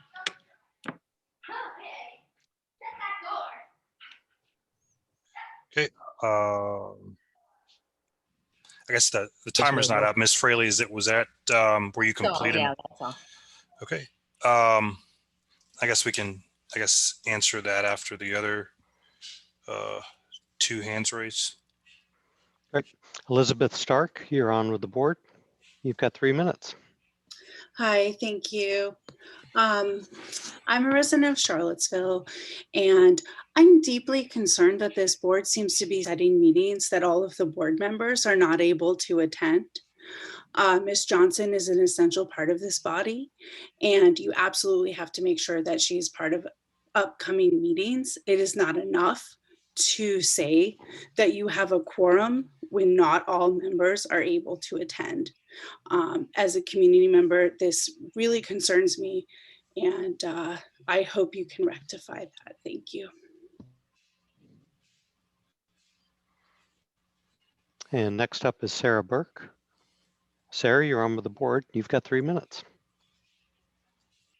Hi again. I have two comments. One is echoing Elizabeth's comment and just sort of expressing a frustration with the dynamic that appears to be going on in this board, and really just the lack of comfort in talking about what's going on. Like I'm seeing 90% of the time the men on the board are speaking, so there's gender issues at play. I'm also seeing that the two sort of less institutional players are not getting their voices heard in the same way, who I consider to be Dorinda and Nancy. And, I don't know where Miss Gilmore is, but like this is a board that is 6 voting members and 1 non-voting member. And it really seems like the majority of the work and the discussion is being led by James and Bill and Bellamy.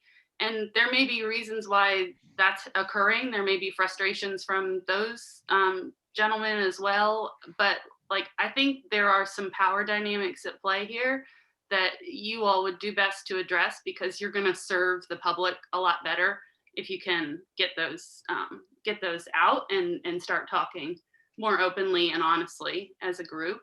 And then my last comment is, I looked at the document that Bill sent and just shared, and I made a comment by email. I just want to be clear, I don't entirely agree with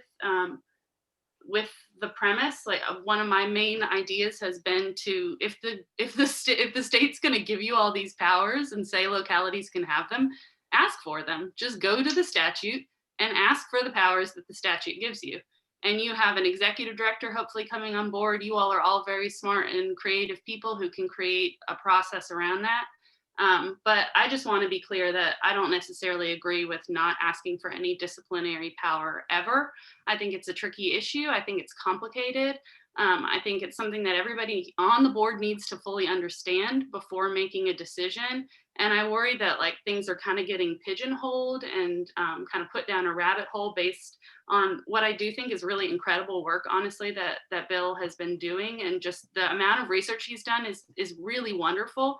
But I don't want everything to just now be through Bill's lens, because while Bill is very smart and very good at this, this shouldn't be a decision that Bill makes about the future of oversight in Charlottesville. This should be a decision that's really made by the community and discussed really openly and clearly amongst all of you. So I still, very much appreciate all your work, but I'm disturbed by the dynamic. I really hope that you all can address it, because I know you all have your hearts in the right places here. So thanks a lot. Thank you. And next up is Frank. And Frank, if you could tell us your full name. You've got 3 minutes.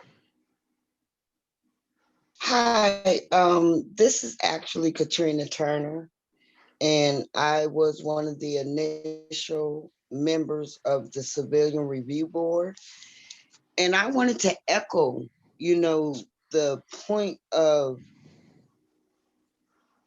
not allowing the women on the board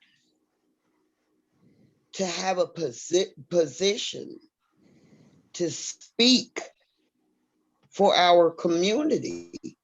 I'm not understanding why every last single man on the board stayed quiet when Dorinda elected Nancy as the chair. I'm not understanding this. I need for you all to know that when the 3 Black women on the initial civilian review board were there, we were called on the board over a year and a half with no appreciation from the city. And I am asking that the women on this board have a fair chance at everything that the men on this board right now have. We have 3 men on this board right now who have gone against Nancy Carpenter, and I would like to know why. I would like to know why the men have to be the ones in charge. This is very, very disappointing to see this right now.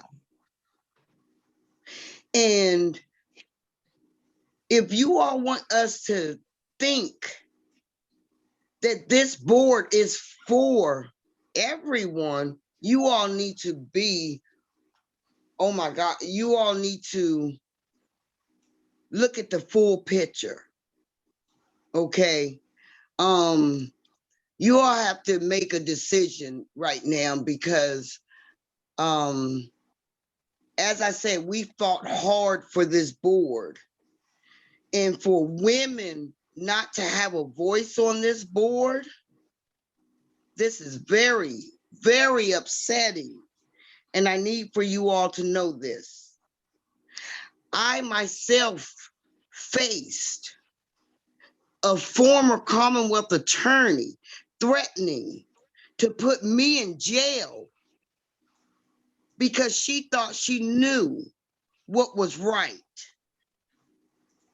I'm asking you all to please give the women on this board the same chance as the men have had on this board.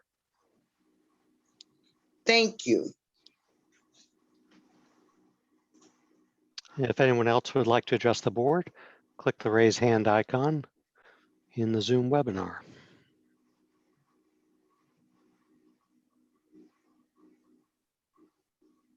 I don't see any other hands, Mr. Chairman. Very well, thank you, Brian.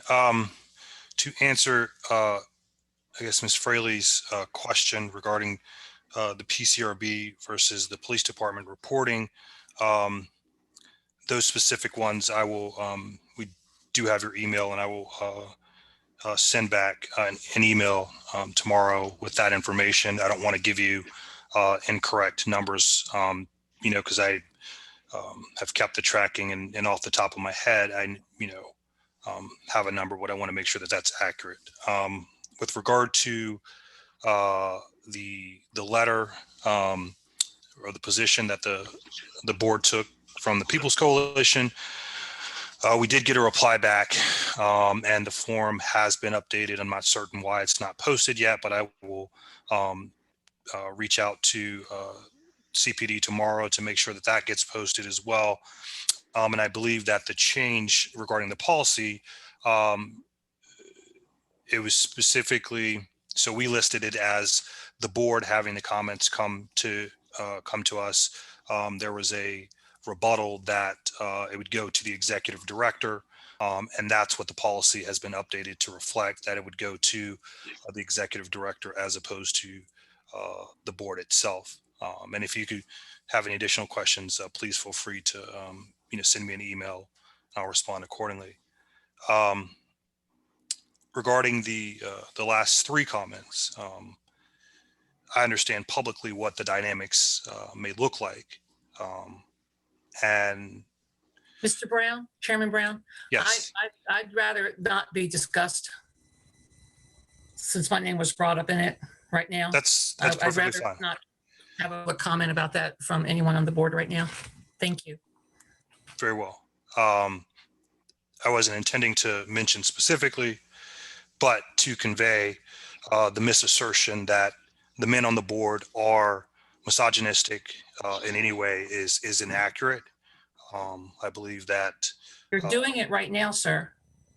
Please, let's not have that right now.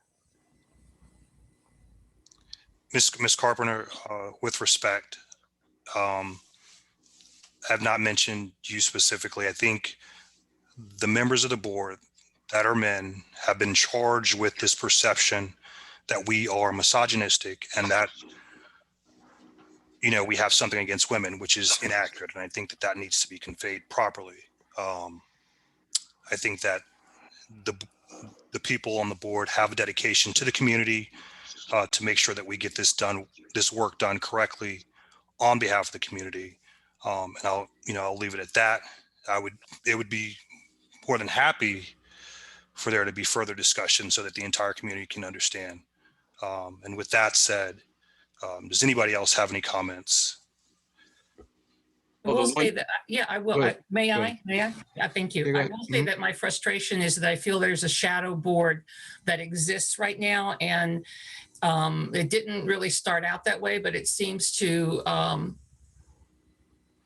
be evidencing itself, and that's, you know, one of my frustrations. And I hope that as we get another member, what are we just down one, I think, when we get another member on the board and we can work forward, because you're right, we do have some very important work coming up that will deeply affect this community, and we should ask for the broadest, strongest powers at the General Assembly, you know, allowed, and let the City Council explain why they don't want it.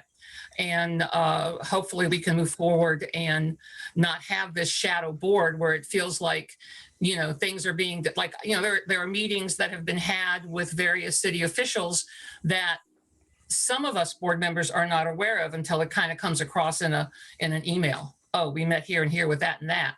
And it's like, not that I would really care, but it's just like, you know, we're planning to meet with so-and-so and this is what we're going to talk about, instead of finding out 2 weeks later, oh, we met with so-and-so and this is what we talked about.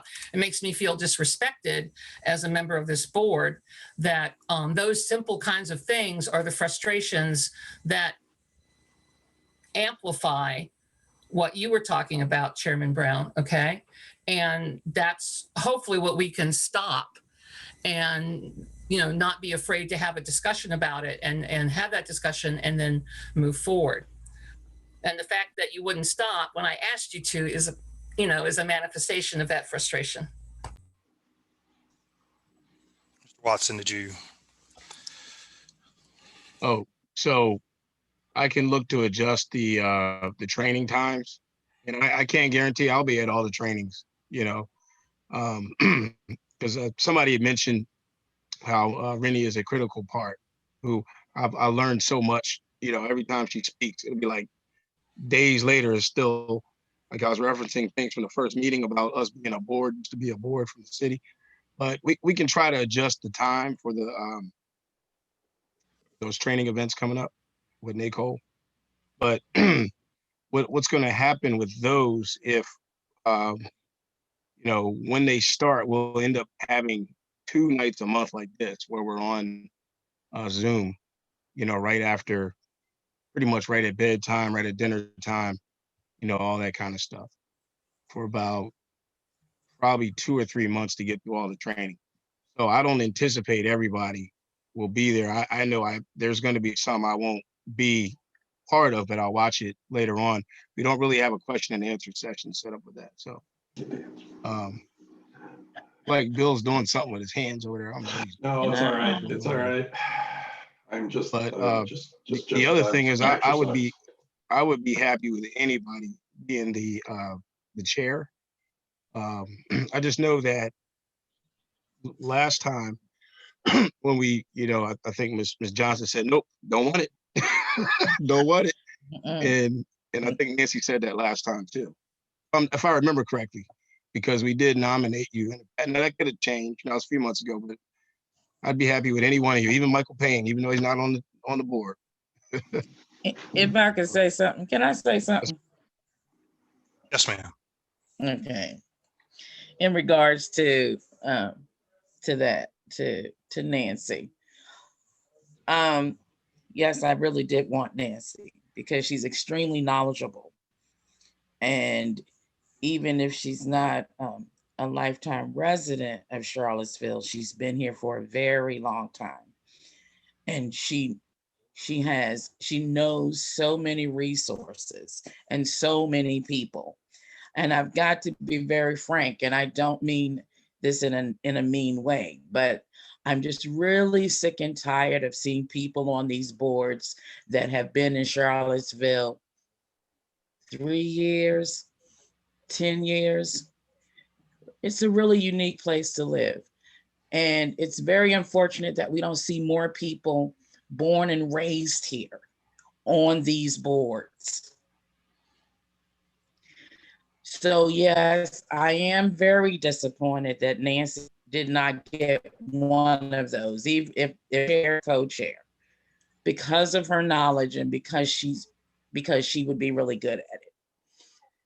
And I'm just really tired of seeing people that been here such a short period of time and really don't know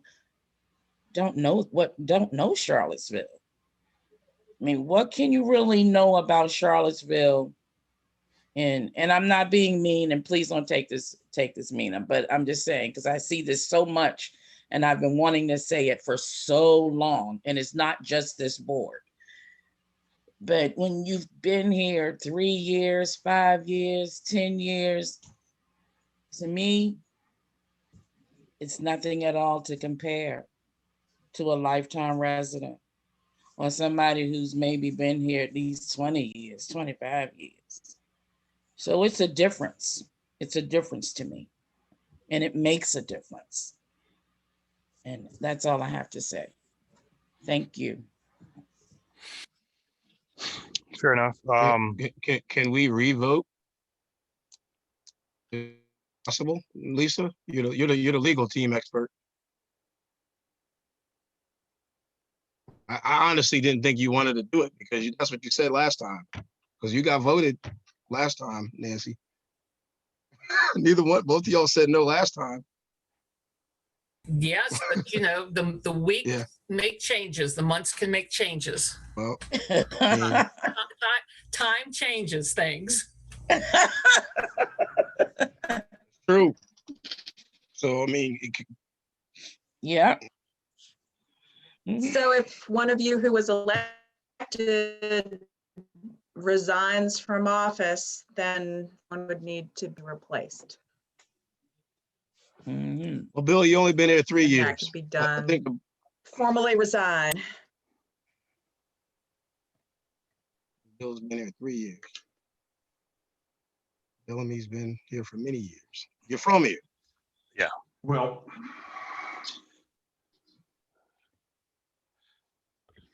you know what they say about being vice chair. It's worth a bucket of warm, whatever. And certainly, I have no great attachment to the post. And so, if there's anyone else who thinks they would be interested in it, I will resign.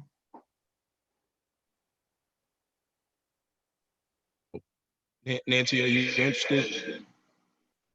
Nancy, you interested in being co-chair? I think the big thing is taking the minutes or keeping track. That is correct. That is all. Can help you out with it. That's all you do. Well, I think I can type well enough to send Ms. Poppins the minutes. You can rewatch it too.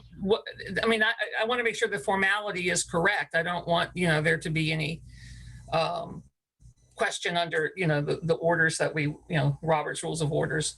I mean, is a verbal resignation at a public meeting sufficient? I guess actually, I think I have to do it in writing.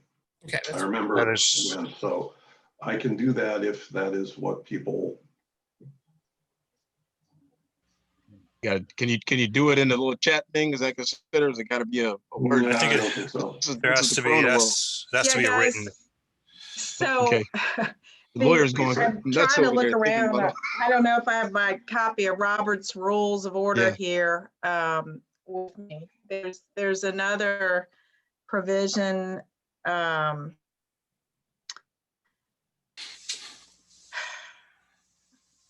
I can't remember whether it's called a vote to rescind, but where somebody who voted, I want to say you had to be in the majority who voted in favor to bring it up and ask for it again. But I really would prefer to actually. I know it's getting kind of late. Can we sort it out and then Robert's discuss it at Rules our of next Order, meeting in but- March? Could we sort it out and discuss it at our next meeting at March? Bill, would you be willing to hang in there till the March meeting? Sure. Okay, let's sort it out. So I'll do, I get to do the minutes for this meeting. Okay, that's fine. We got it. Okay. So, I mean, if there's nothing else, I just wanted to make it clear that there are no misogynistic men on this board, and we're doing our best to serve our community well. And I guess with that, is there a motion to adjourn? I'll make a motion to adjourn. Second. And congratulations, Bellamy Brown, for even though I've adjourned, for taking on that position, and thank you guys for bearing with me for the last 9 months. It was definitely a learning experience, very unique. I look forward to still supporting the board to my fullest. Very quick, very quick. My shoulders are definitely relaxed. Informal motion, resolution of thanks to James Watson for his service. All in favor? Thanks a lot. Very well. I guess I see Ms. Stark's hand is raised. I'll reach out to you via email. So I guess the meeting is now adjourned. Right. Thank you. All right. Bye-bye. Good night. Night.